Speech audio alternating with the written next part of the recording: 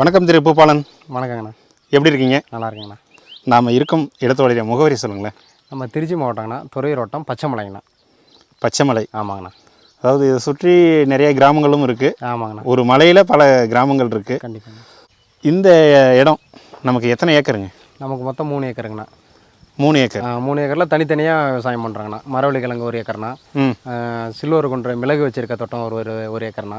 Okay. அப்புறம் நம்ம வயல் நெல் சாப்பாடு போடுறதுக்கு, அந்த சாப்பாடு விதைக்கிற அந்த நெல் இது பண்ணுறதுக்கு 1/2 ஏக்கருங்கண்ணா. அதை தாண்டி ஒரு முந்திரி கொட்டை வருது மரம் ஒரு 1/2 ஏக்கருங்கண்ணா. கண்டிப்பாக நம்ம இந்த மிளகு சாகுபடியை பற்றி அடுத்த வீடியோவில் பார்ப்போம். அதாவது இங்கே பிடிச்சிருந்ததே பார்த்திங்கன்னா, ஒரு மலைக்கு மேலே சுற்றிலும் வந்து ஒரு அருமையான ஒரு தோற்றத்தில் மலை, அந்த மலைக்கு நடுவில் விவசாயம். ஆமாங்கண்ணா. குறைந்த இடத்துல நெல் விவசாயம் பண்ணுறீங்க, காய்கறி விவசாயம் பண்ணுறீங்க. இதை பற்றி ஒரு பார்வை பார்த்துட்டு அடுத்தது வந்து நம்ம இடத்துக்கு போயிட்டு, அதாவது மிளகு சாகுபடி பற்றி ஒரு பார்க்கலாங்கண்ணா, தெளிவான ஒரு வீடியோ பார்க்கலாம். இந்த இடத்துல என்னென்ன பழமரங்கள் வச்சுருக்கீங்க, என்ன தேவைங்க? இங்கே வந்து வாழை மரம் இருக்குங்கண்ணா, தென்னை மரம் இருக்குங்கண்ணா. ஓகே. விட்டிங்கன்னா காய்கறி அவரை போட்டிருக்காங்கண்ணா. அவரை செடி வந்து மேலே கீழே படுறதுங்கண்ணா, அதுக்காக இந்த குச்சி வெட்டிட்டு வந்திருக்காங்கண்ணா. ஓகே. இதை நம்ம அப்படி வச்சுட்டோம்னா இது மேலே எந்திரிச்சு படகுங்கண்ணா. அதில் இது நல்லா படர்ந்து நல்லா நிறைய காய்களை தரணும். கீழே இருந்தால் காய் இதாகணும், அழுகுங்கண்ணா. ஓகே. அதனால் அப்புறம் நம்ம வந்து இந்த சர்வ சுகந்தின்னு சொல்லிட்டு இந்த கன்று வச்சுருக்காங்கண்ணா. பட்டை கிராமம் அதோட வாசம் எல்லாமே வரும்னா சர்வ சுகந்தி அந்த கண்ணுண்ணா. இந்த கண்ணுங்களா? அந்த கண்ணுங்கண்ணா. ஓகே. இது வந்து ரோஜா பூ செடிங்கண்ணா. இது சப்போட்டா வச்சுருக்காங்கண்ணா. சப்போட்டா வச்சுருக்கிறீங்க. அதை தாண்டி பார்த்தீங்கன்னா இது சளி தள்ளாங்கண்ணா. இது வந்து பெரியவங்களுக்கு நல்ல சளி கேட்குங்கண்ணா. சின்ன பிள்ளைங்களுக்கு கற்பூரவல்லின்னு சொல்லுவாங்க. கற்பூரவல்லிங்கண்ணா. அது நம்ம தேவைக்காக வச்சுருக்காங்கண்ணா. ஓகே. அதை தாண்டி பார்த்தீங்கன்னா பட்டை கிராம் மரங்கண்ணா. பட்டை கிராம்லாம் விளையுமா? அது நான் இப்போ சாம்பிளுக்கு வச்சு பார்த்துருக்காங்கண்ணா. இந்த செடிங்களா? ஆமாங்கண்ணா, அந்த செடி தாங்கண்ணா. அது நல்லாவே வருதுண்ணா குறுத்து. அதை தாண்டி பார்த்தீங்கன்னா மாதுளை வச்சுருக்காங்கண்ணா. அப்புறம் கொய்யா இருக்குங்கண்ணா. ஓகே. தென்னை மரம். இந்த பக்கம் கொய்யாவில் இவ்வளோ பூ பூக்குதே, இது என்ன ரகம்? நாட்டு ரகமா இல்லை? நாட்டு ரகம் தானே, நம்ம தண்ணி விடுறதுனால அந்த பூக்கள் இருக்குங்கண்ணா. அப்படிங்களா? ஆமாங்கண்ணா. இவ்வளோ சின்ன செடியில் நான் இந்த அளவுக்கு இருக்கு பிஞ்சையும் பார்த்ததில்ல, இந்த அளவுக்கு பூ பார்த்தது இல்லையே. இது வந்து நம்ம நட்டதை கிடையாதுங்கண்ணா, தானாக முளைச்சது தானே. தானாக முளைச்சது தான். ஆமாங்கண்ணா. அதை அப்படியே நடுவில் இருக்குன்னா அப்படியே வச்சுக்கிட்டாச்சுங்க. அடுத்தது பார்த்தீங்கன்னா இந்த சோத்து கற்றாழை. ஆமாங்கண்ணா. அது வந்து வச்சிருக்கீங்களா? என்ன காரணங்க? தென்னை மரத்துக்கு ஒரு தென்னை மரத்துக்கும் பக்கத்தில் அது வந்து பூச்சிகள் வந்து அண்டாதுங்கண்ணா இந்த கற்றாழை வைக்கும்போது. அப்படிங்களா? ஆமாங்கண்ணா. அது உண்மையா? ஆமாங்கண்ணா. நான் வச்சுருக்கேன், கண்ட்ரோல் ஆகுதுங்கண்ணா. ஓகே. அதனால தான் தொடர்ச்சியாக அது மாதிரி வச்சுட்ருக்கேன். இன்னொன்று கூட வைக்கணும்ண்ணா பக்கத்தில். சரிங்க. அதை தாண்டி பார்த்தீங்கன்னா நெல்லி இருக்குங்கண்ணா. நெல்லி எங்கே? இந்த வரங்கண்ணா. நெல்லி மரம். இந்த ஆம்லான்னு சொல்லுவோமே அதுவா இல்லை சின்ன நெல்லிங்களா? இல்லை சிறு நெல்லிண்ணா. சிறு நெல்லி தாங்க.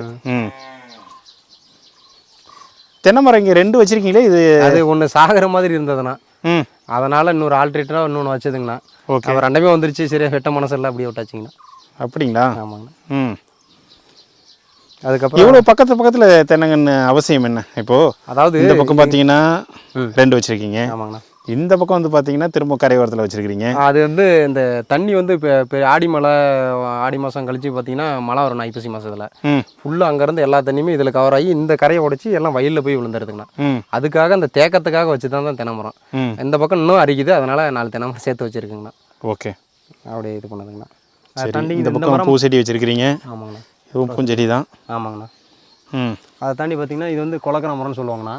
இது எதுக்காகனா வயல் நாற்று ஓட்டி இந்த தலையை போட்டோம்னா சத்தாக இருக்குங்கண்ணா. இது இந்த கிளரிசிடியா இந்த செடியில் பார்த்தீங்கன்னா பசுந்தாள் உரம்னு சொல்லும்போது நடவு செய்யறதுக்கு முன்னாடி இந்த தழைகள் நீங்கள் வெட்டி போட்டுருவீங்க. நம்ம அடுத்து விவசாயம் பண்ணுறோம். அடுத்து இந்த பக்கம் இருக்கிற இந்த நொச்சி வேலியில் நொச்சிங்கண்ணா. அந்த தலை கிளரிசிடியா நொச்சியில் பார்த்தீங்கன்னா நொச்சிங்கண்ணா. நொச்சி தலைங்கண்ணா.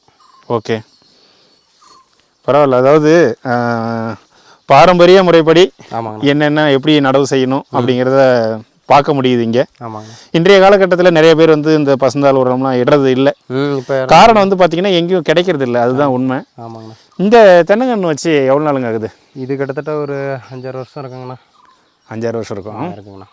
ஓகே. இங்கே வந்து ஹீட்டு பூமிக்கு சீக்கிரம் வந்துருங்கண்ணா.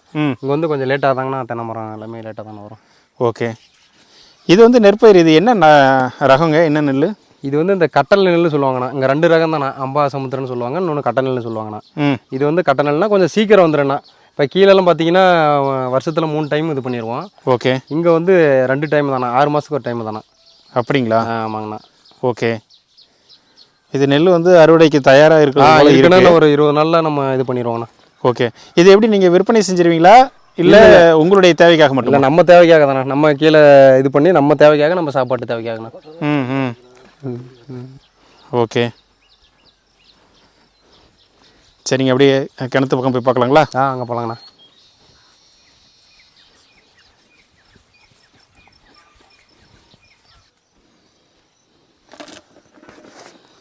அதாவது தமிழகம் முழுக்க நான் வந்து பார்த்துருக்கேன் பல மாவட்டங்களில். எல்லா இடத்துலையும் பார்த்தீங்கன்னா மின்சார இணைப்பு கொடுத்துருக்காங்க. ஆமாங்க. ஆனால் நமது இடத்துல ஒரு சில இடத்துல பார்த்தீங்கன்னா சர்வீஸ் கொடுத்துருக்கு. இன்னமும் நீங்கள் வந்து சர்வீஸ் வாங்கலையே, என்ன காரணம்? வாங்கின இதுக்கப்புறம் தானே அதுக்கான முயற்சிகள் எடுக்கணுங்கண்ணா. அதுவரையும் நீங்கள் வந்து என்ஜின் தான் பயன்படுத்துறீங்க தானே போயிட்டுருக்குண்ணா.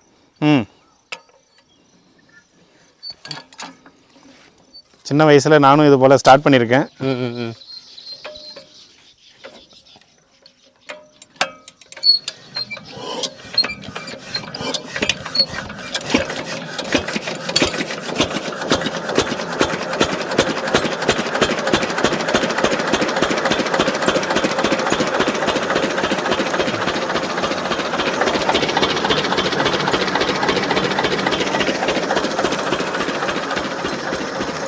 இது என்னங்க கீரை நம்மளுடைய வீட்டு தேவைக்காகங்களா? இல்லை புளிச்சக்கீரைங்கண்ணா.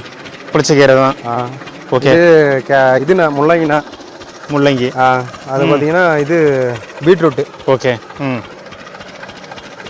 ஸோ அதே போல் நீங்கள் இங்கே விவசாயம் செய்கிறது எல்லாமே முழுக்க முழுக்க உங்களுடைய சொந்த தேவைக்காக மட்டும்? ஆமாங்கண்ணா. விற்பனை கிடையாது. இதுலேருந்து எதுவுமே விற்பனை இல்லை? விற்பனை கிடையாதுங்கண்ணா. இது நாட்டு தக்காளிங்கண்ணா. இதெல்லாம் நாட்டு தக்காளிங்களா? ஆமாம். ஓகே. கத்திரி இருக்குங்கண்ணா. அதாவது இன்றைய காலகட்டத்தில் தினசரி குழம்பு வைக்கிறதுக்கு சமையலுக்கு தக்காளி இல்லாமல் பண்ண முடியாது. கண்டிப்பாங்கண்ணா. ஆனால் உங்களுக்கு வருடம் 365 நாள் உங்களால் தக்காளிலாம் உற்பத்தி பண்ண முடியுதா? 365 நாள் நம்ம சொல்ல முடியாதுங்கண்ணா. சீசன் இருக்கப்போ நம்ம பண்ணிக்குவோண்ணா.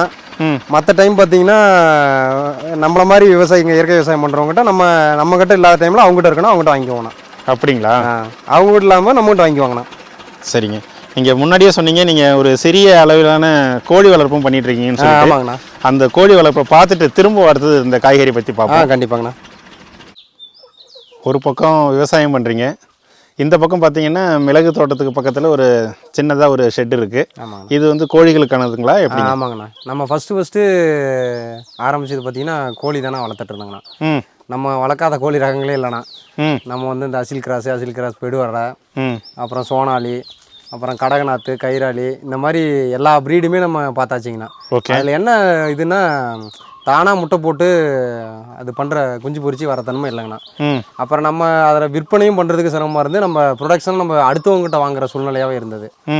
அப்போ என்ன யோசிச்சேங்கன்னா, சரி அப்போ நம்ம குஞ்சு தானாக பொறிக்கிற கோழி தான் பார்க்கணுன்னு பார்க்கும்போது நாட்டுக்கோழி தானே சரியாக இருந்ததுங்கண்ணா.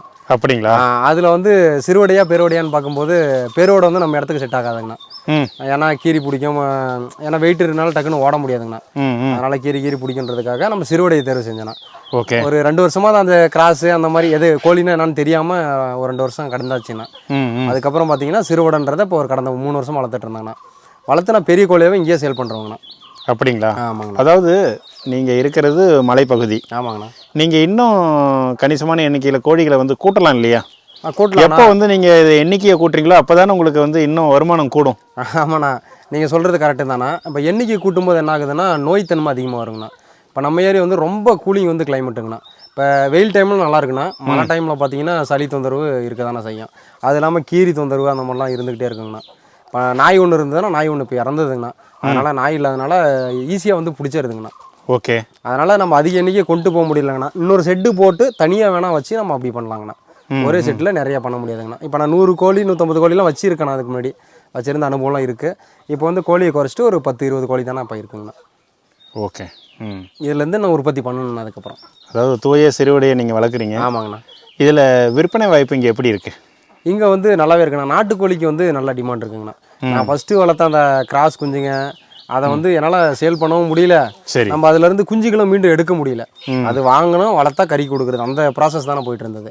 ஆனால் அந்த நாட்டுக்கோழியில் பார்த்தீங்கன்னா என்னால் முட்டையாகவும் விற்க முடியுது, குஞ்சாகவும் விற்க முடியுது, பெரிய கோழியாக வந்தாலும் கோழியாகவும் என்னால் விற்க முடியுதுங்கண்ணா. அதனால இது எனக்கு இது பெஸ்ட்டாக தோணுதுங்கண்ணா சிறுவடை. ஆனால் இதில் பராமரிப்பு அந்த அளவுக்கு இல்லைல்ல. நீங்கள் வந்து மலையில் இருக்கிறதுனால இந்த கோழிகள் வந்து அதுவாக தானாக போயிட்டு மேய்ஞ்சிட்டு வரும். அப்படி தானே. நான் இப்போ காலையில் வருவேன், 5 மணிக்கு எந்திரிச்சு வருவேன். ஒரு 5-6 மணிக்கு வந்தேன்னா கதவு மட்டும் திறந்து விடுவேண்ணா. அப்புறம் நான் மற்ற வேலையை பார்க்க போயிடுவேன். அப்புறம் ஈவினிங் வரும்போது பார்த்தீங்கன்னா தானாகவே அடைஞ்சிரும். நான் லாக் பண்ணிட்டு மட்டும் போயிடுவேண்ணா. அவ்வளோதானே என்னுடைய வேலை. ஓகே. ம். இது என்ன மணத்தக்காளிங்களா? ஆமாங்கண்ணா, மணத்தக்காளி கீரைங்கண்ணா. இந்த மாதிரி எருகுல வந்து நிறைய முளைச்சிருக்குங்கண்ணா. இப்போ இது தானாக முளைச்சது தான்? தானா, இதை நடுறதெல்லாம் இல்லைண்ணா, தானாக முளைக்கிறதாங்கண்ணா. ம். இந்த பக்கம் பார்த்தீங்கன்னா சின்ன வெங்காயம் போட்டிருக்கிறீங்க. நம்ம வீட்டு தேவைக்காகண்ணா. ம். வெண்டைக்காய் இருக்குண்ணா, பப்பாளிண்ணா. ஓகே. காலிஃப்ளவர் செடி கூட இப்போ நட்டு பார்த்துருக்கேண்ணா, வருதான்னு சொல்லிட்டு. அப்படிங்களா? காலிஃப்ளவர். ஓகே. இந்த பப்பாளி என்ன நாட்டு ரகமா இல்லை எப்படிங்க? நாட்டு ரகம் தானே. அப்படிங்களா? இவ்வளோ சைஸ் இருக்கு? இல்லை, அது இயற்கையாக தானாக முளைச்சி தானே. அங்கே எதுவுமே கண்ணு போட்டுலாம் தான் நடுறது கிடையாது. தானாக இயற்கையாக முளைச்சது அப்படியே வச்சிருக்கேன். தண்ணி இருக்கிறதுனால கொஞ்சம் சுறுசுறுன்னு, தண்ணி கட்டுறதுனால கொஞ்சம் வேகமாக வருதுங்கண்ணா. இந்த கிணத்தோட ஆழம் எவ்வளோன்னு சொல்ல முடியுமா? ஒரு 20லேருந்து 25 அடி இருக்குங்கண்ணா. ஓகே. அதாவது சுற்றிலும் மலை. ஆமாங்கண்ணா. இந்த இடத்துல எப்படி தண்ணி உற்பத்தி ஆகுது? அதாவது நம்ம உயரத்தில் இருக்கோம். ஆமாங்கண்ணா. இங்கே தண்ணி உற்பத்தி ஆகுதுன்னா இது எப்படி? அது இங்கே வந்து இயற்கையாகவே பார்த்தீங்கன்னா நிறைய தண்ணி வந்து மேல் மட்டத்திலலாம் இருப்போம். நம்ம என்ன பார்த்தோன்னா கீழே இருக்கோம், கீழ் மட்டத்திலாம் தண்ணி இருக்குன்னு, இப்போ அதே மட்டத்துக்கு தண்ணி இருக்கும் அப்படின்னு நினைக்கிறேண்ணா. இங்கே அப்படி இல்லைங்கண்ணா. இங்கே இதுக்குன்னு ஒரு பகுதி இருக்குங்கண்ணா.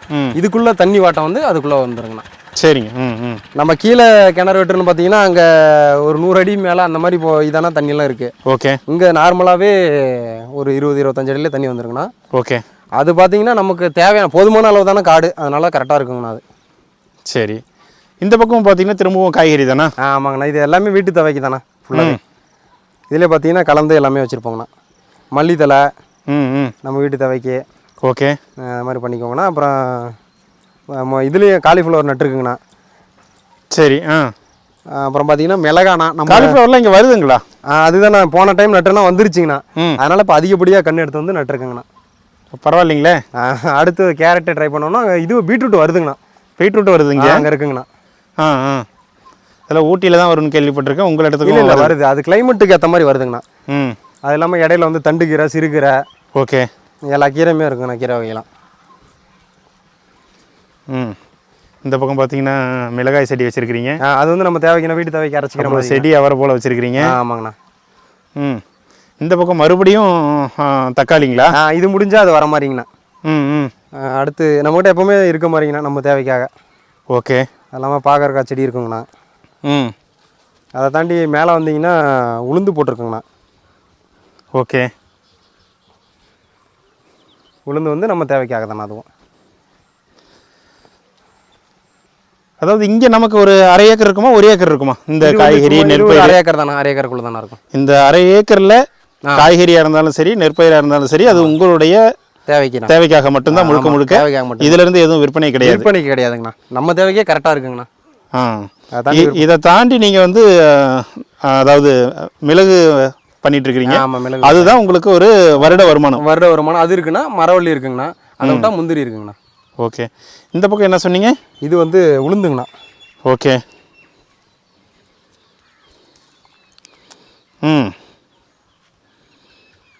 அப்போ நீங்கள் சொல்கிறத பார்த்தா உப்பு, எண்ணெய், ஆமாம், இது போல் ஒரு சின்ன சின்ன இதுக்கு மட்டும்தானா நம்ம பொருள் மட்டும்தான் நீங்கள் வந்து வெளியில் வாங்குற மாதிரி இருக்குது, சூழல் இருக்குது. ஆமாங்கண்ணா. மற்றபடி காய்கறிகள் வந்து நீங்கள் இங்கே போயிட்டு ஒரு மளிகை கடையில் வாங்குற மாதிரிலாம் இல்லைண்ணா. நாங்களே உற்பத்தி பண்ணிக்கிறோங்கண்ணா.